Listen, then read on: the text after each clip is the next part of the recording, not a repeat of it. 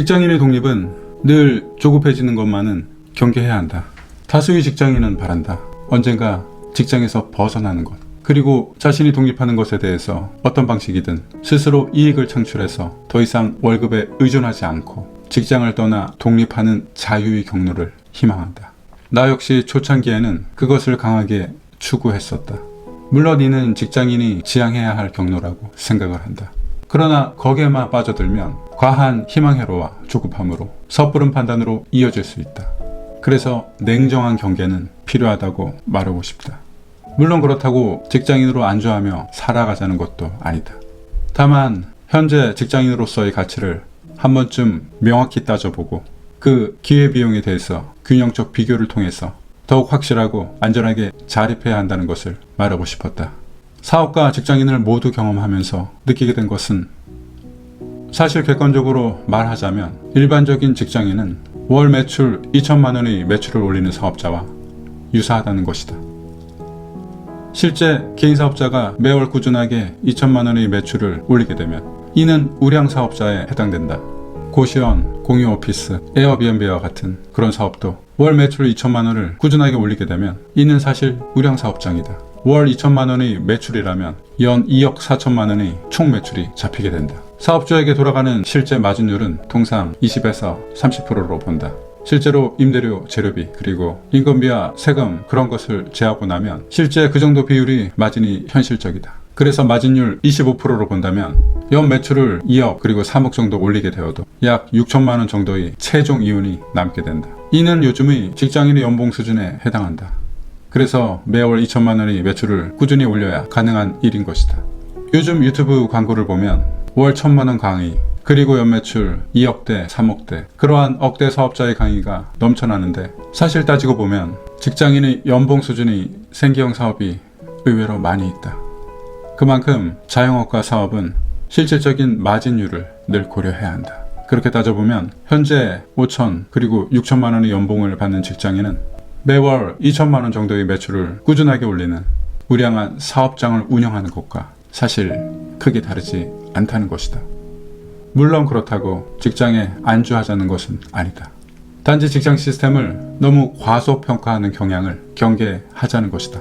객관적이며 균형 있게 보자는 것이다. 그리고 무엇보다 직장인인 자신의 마인드 컨트롤에 도입하는 것이 좋다.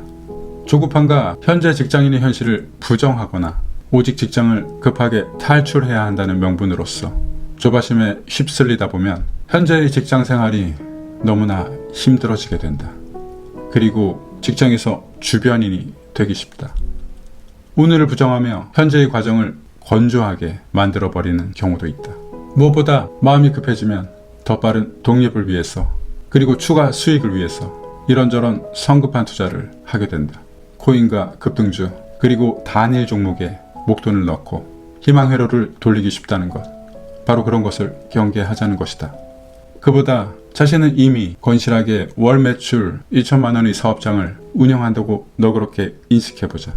그리고 현재의 직장 시스템을 차분하게 최적화시켜보자. 그러면 점점 더 에너지가 절약되고 확보된다.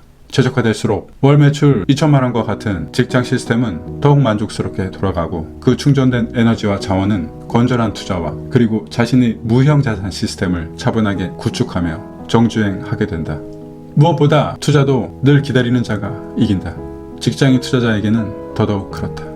빨갛게 달아오르는 장에서 추매하지 않고 그래서 물리지 않고 그리고 자주 포지션을 바꾸지 않는다. 냉각기에 사서 견고하게 기다리는 자가 될 수 있다. 그러한 심적 여유를 가지는 건전한 투자자가 될 수 있다는 말이다. 왜냐하면 자신은 월 매출 2천만 원을 꾸준하게 유지하는 직장인 사업자로 인식했기 때문이다.